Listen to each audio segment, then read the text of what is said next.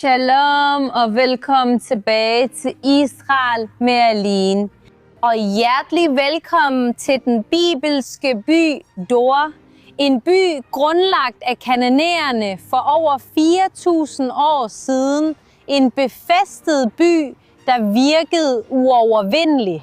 Den formåede endda at modstå erobringen fra Josva og Israels 12 stammer. Her blev der produceret noget, der var meget mere værd end guld. Denne by var så vigtig, at romerne kaldte den for Santa Dor, havets dronning. Lad os udforske denne imponerende bibelske by og finde ud af, hvad der forårsagede undergangen for denne by, som virkede uovervindelig. Så hvis I er klar, så lad os komme i gang.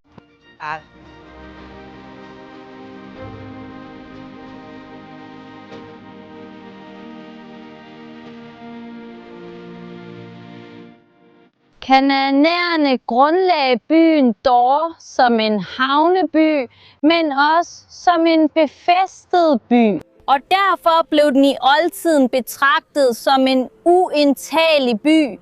Se bare på eksemplet med Israels folk.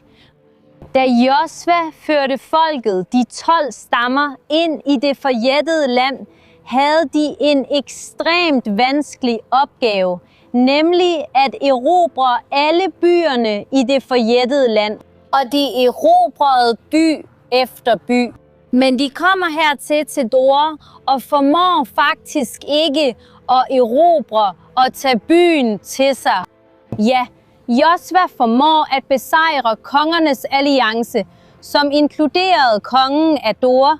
Men selvom han besejrer kongen uden for byen, formår de ikke at erobre den. Og derfor forblev Dor i hænderne på andre folk i århundreder. Først kananæerne, derefter havfolkene, fønikerne, altså byen gik fra hånd til hånd. Og først på kong Salomons tid bliver den indlemmet i Israels rige. Kong Salomon erobrer endelig byen og indsætter her en mand ved navn Ben Abinadab til at regere. Ben Abinadab var gift med Tafat, som var en af kong Salomons døtre. Så bogstaveligt talt boede en af Israels prinsesser her. Og det var ikke en hvilken som helst prinsesse, folkens. Tafat var særlig vigtig, især fordi vi faktisk kender hendes navn. Af alle kong Salomons døtre kender vi kun navnet på 2, Tafat og Basmat.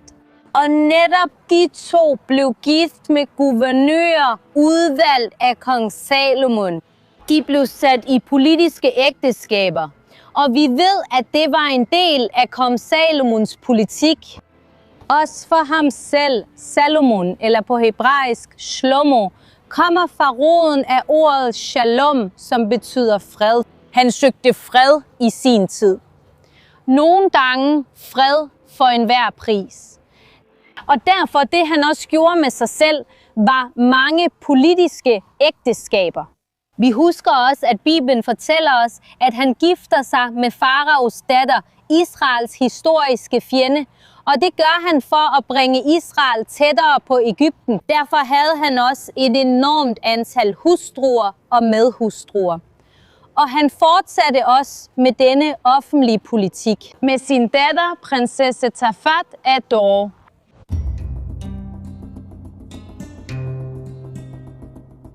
Selv med sit ry for at være uindtagelig, vil vi nu sammen erobre byen Dor. Kom med mig.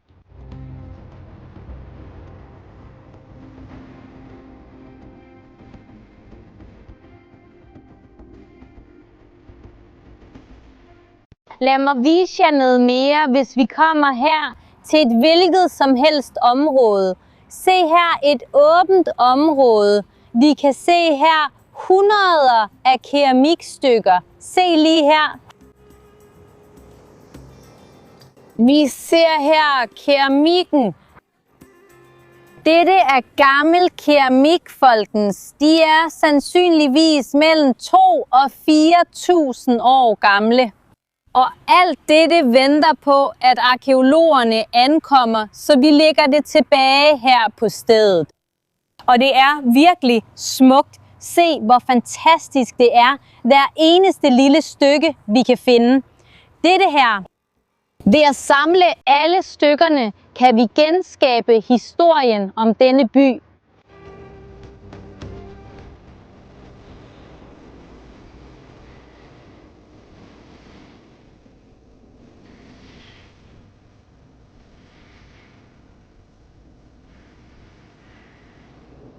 Jeg har boet her i Israel i næsten 20 år, og jeg er ret vant til landets skønhed.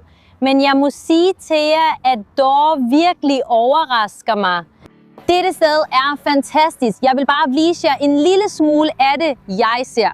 Til siden ser vi Middelhavet, imponerende med dets klare vand. Her på min anden side, se med mig, hele bjerget, hele stigningen, og det er dækket af blomster. Det minder os selvfølgelig om profetien fra Esajas, der siger, ørkenen skal blomstre igen. Vi skal huske, at mere end 60% af Israel er ørken, og at en stor del af de områder, der blomstrer i dag, simpelthen plejede at være ørken. At se dette sted på denne måde, og vide, at det ikke er plantet, det er virkelig utroligt. Og i baggrunden kan vi selvfølgelig allerede se arkæologien, som er vores destination. Men lad os, mens vi er på vej derhen, virkelig nyde hele denne udsigt, al denne naturlige skønhed i Dor og i Israel.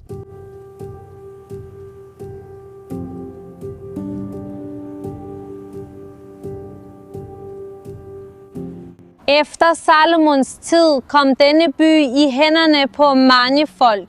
Assyrerne, babylonierne, perserne, grækerne, romerne. Og hver folk har sat sit præg her. Der er gigantiske bygningsværker i denne by, men de fleste ligger begravet under disse bakker. Spørgsmålet er, hvor kom al den rigdom fra? Hvordan havde denne by så stor økonomisk velstand? Lad os nu finde ud af Dors finansielle hemmelighed. Lad os nu gå ned fra bakken tilbage mod Middelhavet og de ruiner med deres hemmeligheder bag rigdommen.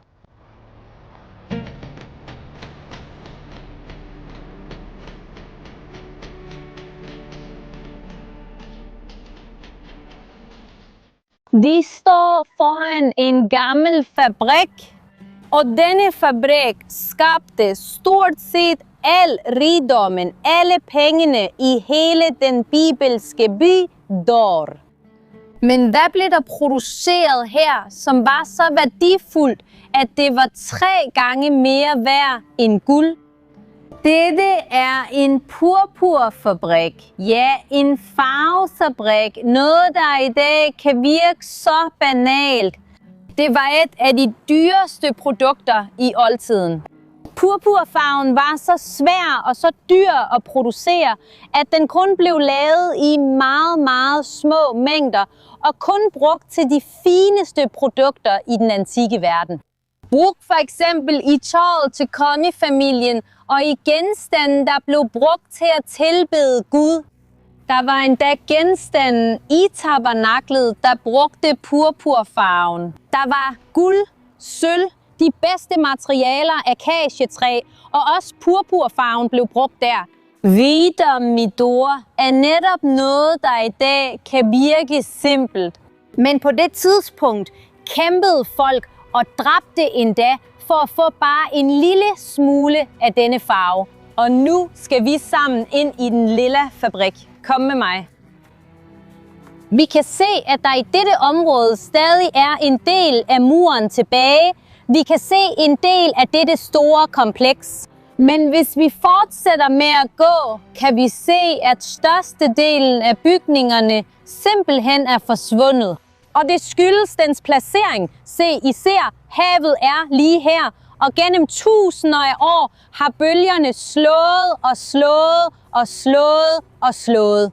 Det betyder, at arkæologien tæt på kysten normalt er den første, der falder i ruiner. Men selv efter tusinder af år og havets bølger, kan vi tydeligt se resterne af denne fabrik. Men hvorfor byggede de denne så værdifulde fabrik lige ved havet? Og grunden var det materiale, som malingen blev produceret af. Den lille maling blev lavet af bløddyr, ja havbløddyr, kaldet murex.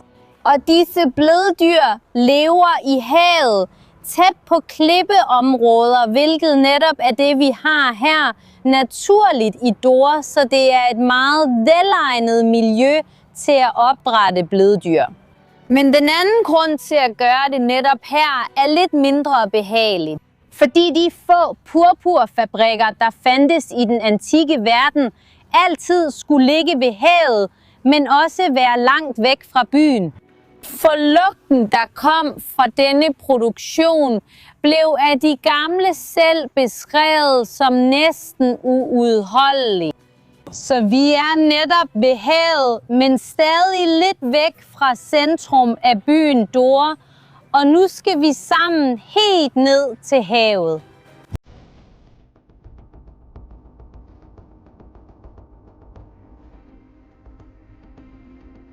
Læg mærke til, hvor mange muslingeskaller, snegle og konkylier, der er langs vejen. Så det her er ikke gammelt, det hele er moderne, men vi kan se, at det er et område, der er velegnet til bløddyr og forskellige arter. Se også denne her. Så vi kan tydeligt se, at dette system med små bassiner faktisk fungerer, selv uden vedligeholdelse den dag i dag.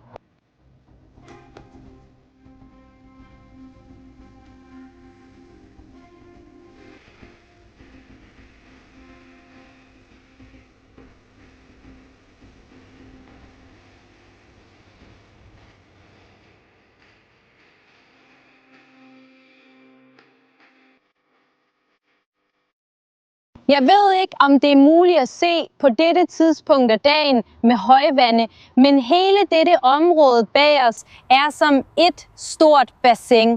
Der var det vigtigste opdrætssted for murex-bløddyr her i Dora. Og de tog en enorm mængde af disse bløddyr her til fabrikken. De knuste skallerne og udtrak en kirtel. Og denne kirtel blev så fermenteret og derefter udsat for solen. Og hvis processen blev udført korrekt, blev der fremstillet en farve, som kunne være enten blå, lilla eller purpur. Og der skulle bruges tusindvis af bløddyr for at producere en lille mængde blæk, og derfor var den så værdifuld. På grund af arbejdet, på grund af al den infrastruktur, der skulle til for at producere den, så på det tidspunkt, i virkeligheden var dårbleddyrene i oldtiden meget mere værd end guld. Og at sige, at purpurfarven, den bibelske argamant, var mere værd end guld, er det ikke en overdrivelse? Har vi historiske beviser for dette? Som da den romerske kejser Diocletian skrev i sit officielle edikt, at et pund purpur kostede omkring 3 pund guld. Selvfølgelig varierede prisen gennem oldtidens historie, men purpur var altid et eksklusivt produkt kun for de rige, for kongefamilien og for de gamle templer. Og måske kan vi forestille os Tafati selv, Salomons datter, prinsessen af Dor, iført purpurfarvede klæder, mens hun gik rundt her i byen. Det er svært at vise på video, hvor smukt dette sted er. Det føles virkelig som om vi er i paradis på jorden. Og en anden ting, der også fanger min opmærksomhed, mens jeg går, jeg ved ikke, om I kan høre det, men her er der et helt område, hvor hele jorden er dækket af muslingeskaller. Se lige her. Og igen, det hænger sammen med klippeformationerne. Og derfor indså befolkningen allerede i de gamle tider i Dor, at dette virkelig ville være det perfekte sted til deres purpurfabrik.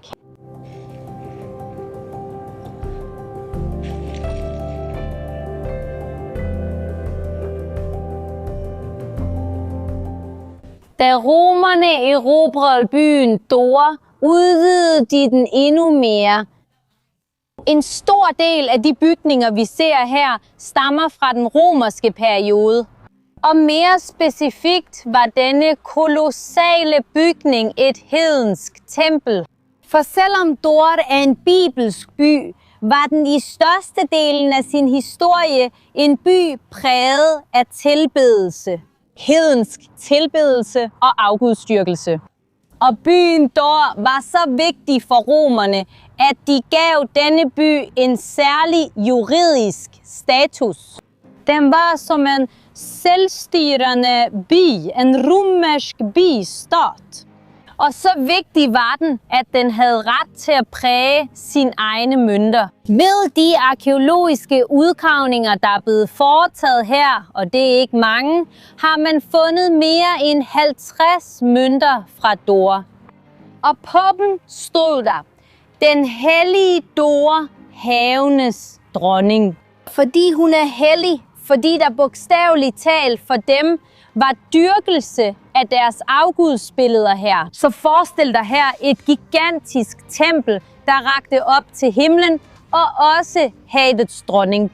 Fordi der i denne by ikke var én havn. Der var faktisk 3 havne. Så her var en af indgangs- og udgangsportene til hele Israels land gennem historien.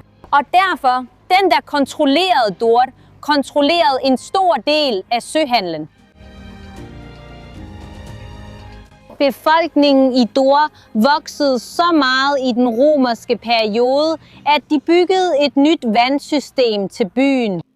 Et gigantisk akvædukt på 12 kilometer. Byen voksede og blomstrede i den romerske periode. Så hvad skete der med denne by? For i dag er der kun ruiner tilbage. Dor blev ikke ødelagt af krig eller jordskælv. I modsætning til de fleste gamle byer i Israel, der ligger i ruiner. Hvilket mysterium forårsagede denne bys undergang? Det var hverken en pandemi eller en naturkatastrofe. Det, der forårsagede denne bys undergang, var et offentligt anlægsprojekt. Ja, lad mig forklare det for jer. Ikke så langt herfra mod syd ligger der en anden romersk by. Byen Caesarea Maritima, også en by ved havet. Der var en lille fiskerhavn der, men intet der kunne konkurrere med Dor her. Men alt ændrer sig med kong Herodes den store.